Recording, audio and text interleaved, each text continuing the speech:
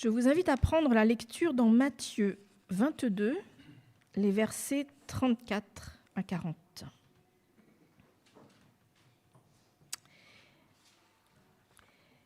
Les pharisiens apprirent que Jésus avait réduit au silence les Sadducéens.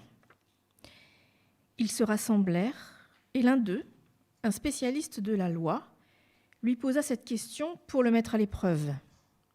« Maître, quel est le grand commandement de la loi ?» Il lui répondit, « Tu aimeras le Seigneur, ton Dieu, de tout ton cœur, de toute ton âme et de toute ton intelligence. » C'est là le grand commandement, le premier.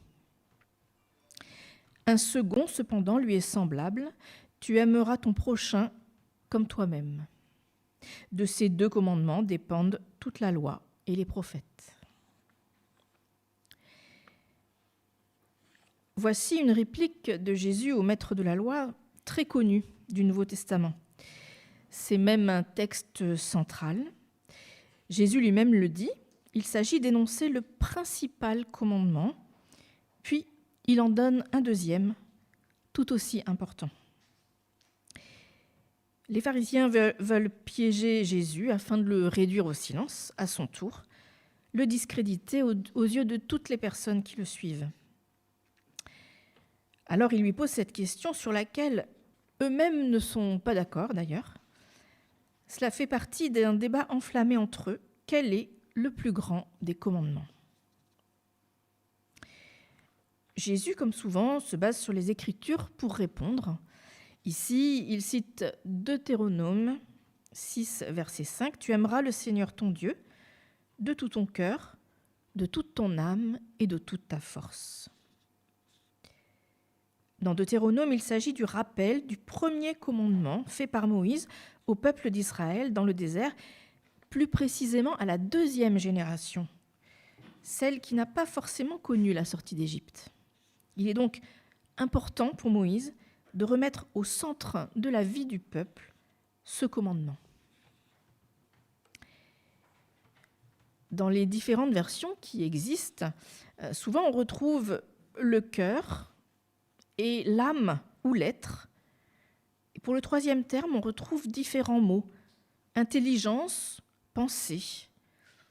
Et dans Marc, comme dans Deutéronome, il rajoute la notion de force ou d'énergie. Aujourd'hui, nous nous basons sur la version de Matthieu. Et nous allons approfondir ces notions de cœur, d'intelligence, puis d'âme.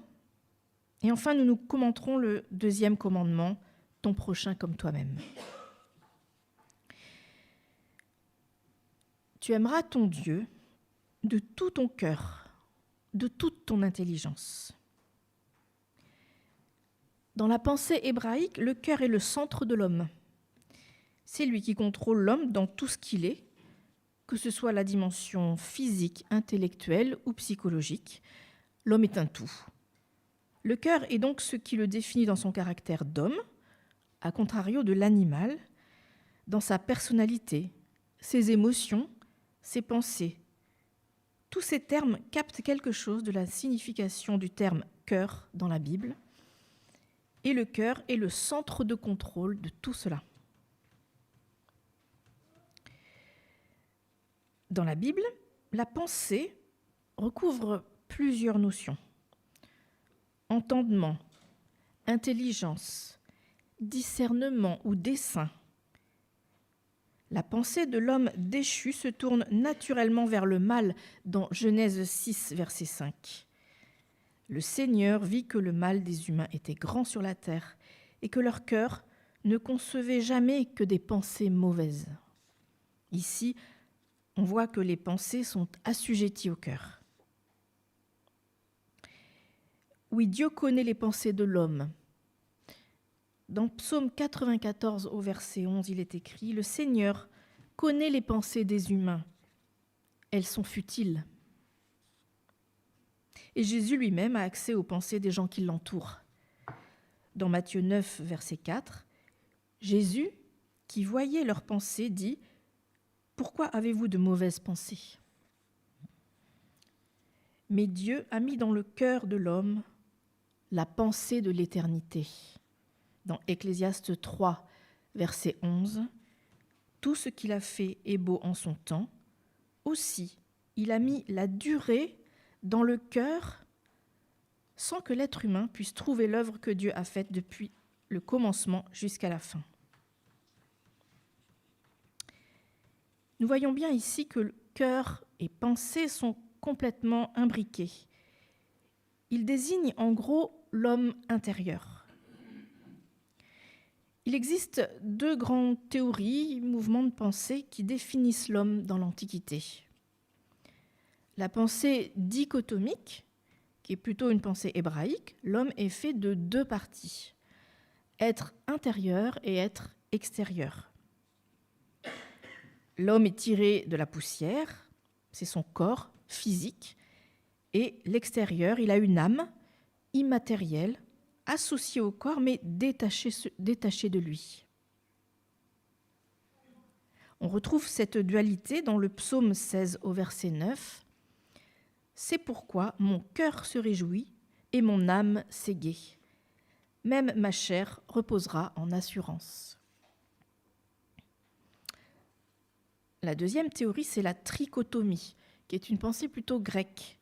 L'homme est un être en trois parties. Le corps, l'âme et l'esprit. L'esprit étant la raison ou la partie spirituelle de l'homme, celle qui se tourne vers Dieu, et l'âme fait le pont entre le corps physique et l'esprit immatériel. Je ne sais pas laquelle de ces deux théories vous préférez. Toujours est-il qu'après avoir effectué ces recherches dans des dictionnaires bibliques, autres documents à mon service, je comprends bien que l'homme est à la fois un être physique tiré de la poussière, qu'il est doué d'intelligence, de pensée et de raison, mais qu'il a aussi le désir de Dieu en lui. Cependant, j'avoue que je ne sais pas trop ce qu'est l'âme. Nous allons nous pencher sur cette question. Qu'est-ce que l'âme ? La notion d'âme, on la retrouve à maints endroits dans les Écritures. Il est donc essentiel de savoir ce que c'est, car Jésus nous le demande. Nous devons aimer Dieu de toute notre âme. J'avoue que c'est une notion un peu floue pour moi. Et elle l'est tellement et elle doit certainement un peu déranger aussi. Parce que j'ai remarqué que dans les traductions les plus récentes de la Bible, on a très peu gardé le mot « âme ». Notamment dans les psaumes, où elle apparaît beaucoup. Dans les nouvelles versions, ce mot est beaucoup moins présent. Parfois, « âme » dans les psaumes est remplacé par « l'être » ou « la vie ». Mais je trouve que l'on perd une certaine nuance. Je vous invite ce matin à chercher ensemble ce qu'est l'âme. Dans Psaume 42, au verset 2 et 3. « Comme une biche se tourne vers les cours d'eau, ainsi mon âme se tourne vers toi, mon Dieu. J'ai soif de Dieu, du Dieu vivant. Quand pourrai-je entrer et paraître face à Dieu ?» Dans ce verset, l'âme permet un élan vers Dieu, un désir intense et profond qui pousse à chercher Dieu. Par notre âme, nous sommes attirés, aspirés vers lui. C'est donc un mouvement. Psaume 25, verset 1. « À toi, Éternel, j'élève mon âme. » On retrouve le mouvement. L'âme est aussi associée au souffle de vie de la création. Dans Genèse 2 au verset 7, « Le Seigneur Dieu modela l'homme avec de la poussière prise du sol. Il insuffla dans ses narines l'haleine de vie, et l'homme devint un être vivant. » Et dans les versions anciennes, « Et l'homme devint une âme vivante. » Elle est la vie. L'âme est aussi particulièrement sujette aux émotions, dans les psaumes notamment. Psaume 31, verset 8. Je m'égaierai, je me réjouirai en ta bonté, car tu as regardé mon affliction, tu as connu les détresses de mon âme. Dans Psaume 35, verset 9, « Et mon âme s'égaira en l'Éternel, elle se réjouira en son salut. » Enfin, dans Psaume 42, verset 6, « Pourquoi te replier, mon âme, et gémir sur moi? Espère en Dieu. Oui, je le célébrerai encore, lui, et sa face qui sauve. » L'âme reflète ici les expressions profondes des émotions de l'homme, de son état émotionnel en général.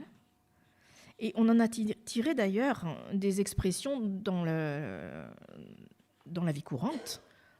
On dit l'état d'âme, quelque chose qui vient de la profondeur de l'homme pour pondérer ou non une décision, parce que ça peut être aussi sans état d'âme.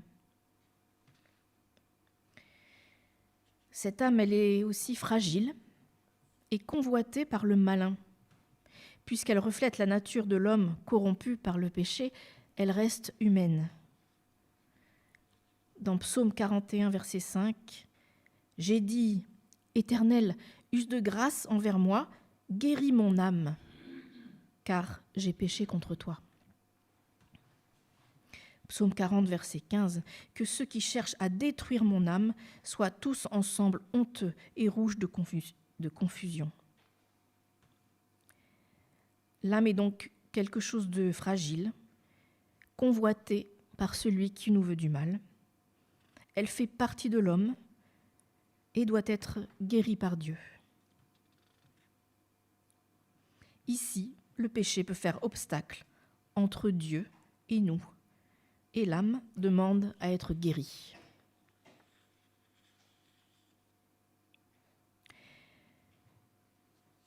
Une autre facette de l'âme, c'est que Dieu ne la voue pas à la mort. Est-ce ce qui reste de l'homme après ? Dans Ézéchiel 18, au verset 4, il est dit « Voici, toutes les âmes sont à moi, l'âme du Fils comme l'âme du Père, l'une et l'autre sont à moi, l'âme qui pêche et celle qui mourra. » Mais là, l'âme n'est pas juste là pour qu'on puisse penser à l'au-delà. Elle est ici et maintenant. Elle est là en nous. Et c'est ce que Jésus nous demande et nous dit. Elle est Dieu ou elle est plutôt l'image de Dieu en nous. Dans Genèse 1, verset 27, Dieu créa l'homme à son image. À l'image de Dieu, il le créa. Pour moi, l'âme est l'image de Dieu qu'il a placée en nous. Quand nous sommes allés à plusieurs à la formation Godly Play, il y a 2 ans maintenant, nous avons étudié la spiritualité de l'enfant. Nous avons appris que l'enfant a très tôt en lui une conscience spirituelle. Nous naissons avec la notion du divin en nous, cachée, profond, dans notre âme d'enfant, puis d'adulte. Et là, il y a l'image de Dieu. Il ne tient qu'à l'homme d'aller rechercher cette présence, l'accueillir, la préserver, la nourrir. Dans la deuxième version que je vous ai donnée tout à l'heure, la version trichotomique, l'âme est l'intermédiaire entre le corps et l'esprit. L'âme décèle la présence de Dieu en nous et l'esprit humain peut rechercher l'esprit de Dieu et être ainsi transformé par lui. Nous devons prendre conscience de la réalité de cette âme, ce qui n'est pas toujours évident pour nous qui sommes très cartésiens, et travailler pour qu'elle se tourne vers Dieu, qu'elle cultive cette relation à Dieu. L'âme doit être nourrie pour faire de nous la personne que Dieu veut que nous soyons. Mais comment ? Peut-être par la prière, par le jeûne, pour travailler cette connexion à Dieu. Dans un livre que je viens de lire sur le jeûne, Ian Newbery, l'auteur, nous dit « L'âme a besoin des actes et des attitudes du corps. Par le jeûne, on se tourne vers le Seigneur dans une attitude de dépendance et d'abandon total. » Et pour la prière, il écrit « L'aspect le plus profond et le plus enrichissant de la prière, c'est que Dieu lui-même devient beaucoup plus important que notre requête. » Alors, maintenant que nous voyons un peu plus les contours de cette âme et à quoi elle sert, regardons la suite du texte.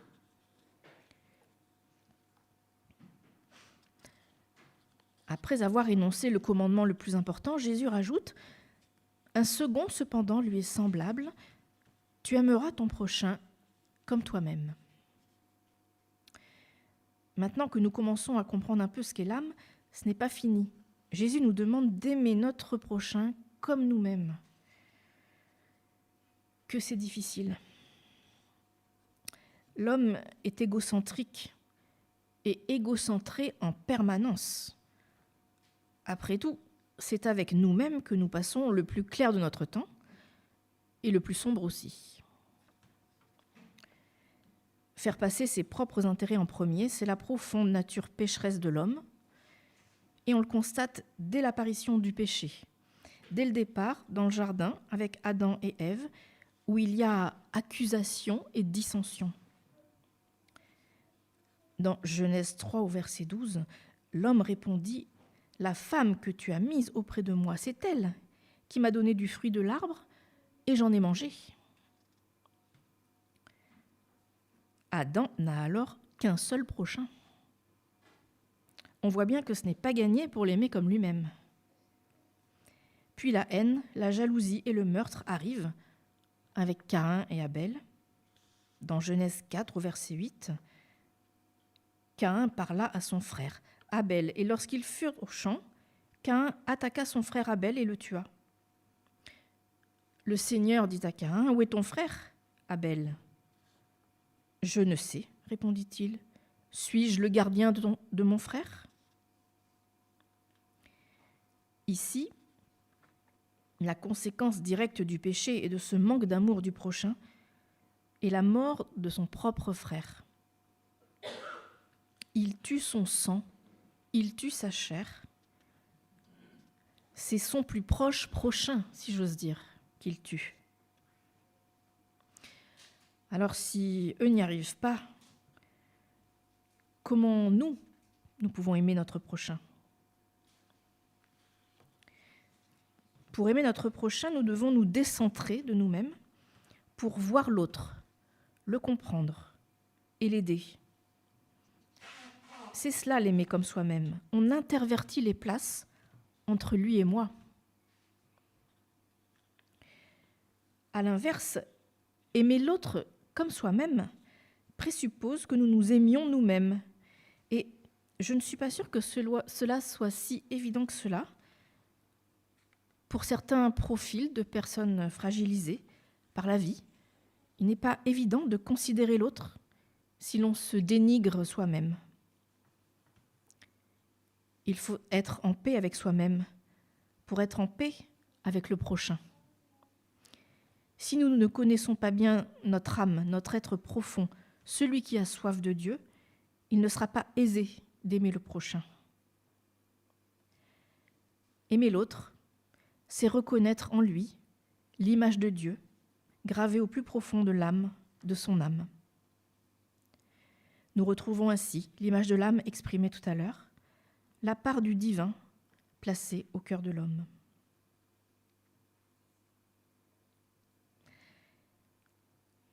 Pour conclure, je voudrais vous parler de ceci. On peut mettre l'image, si vous le voulez bien. Savez-vous ce qu'est l'âme du violon? C'est ce tout petit cylindre, ce petit objet en bois, presque insignifiant pour un non-averti. C'est l'âme du violon. Cette âme fait le lien entre les deux faces séparées de l'instrument, Sa fonction est de transmettre les vibrations de tout le corps de l'instrument. Il est le premier responsable de sa résonance. L'âme, si on peut garder cette image, fait le lien entre le corps et l'esprit. L'image de Dieu qu'il a placée dans l'homme est cachée dans un endroit invisible. L'âme, c'est l'être profond qui peut être influencé par le péché ou par la foi en Dieu. L'homme doit rechercher cette présence en lui. Il doit nourrir cet élan vers le divin, cette aspiration vers Dieu, et ainsi faire grandir sa connaissance de Dieu pour faire vibrer tout l'être au son de Dieu. Nous avons vu que le jeûne ou la prière étaient des moyens qui nous sont donnés pour nourrir ce lien. Aimons notre Dieu de toute notre âme. Sachons aussi rechercher dans le prochain ce petit cylindre, l'image du Créateur, cette empreinte divine qui est la même pour tous. En essayant de voir cela dans le prochain, nous pouvons commencer à l'aimer tel que Jésus nous le commande.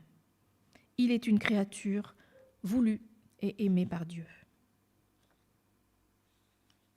Amen.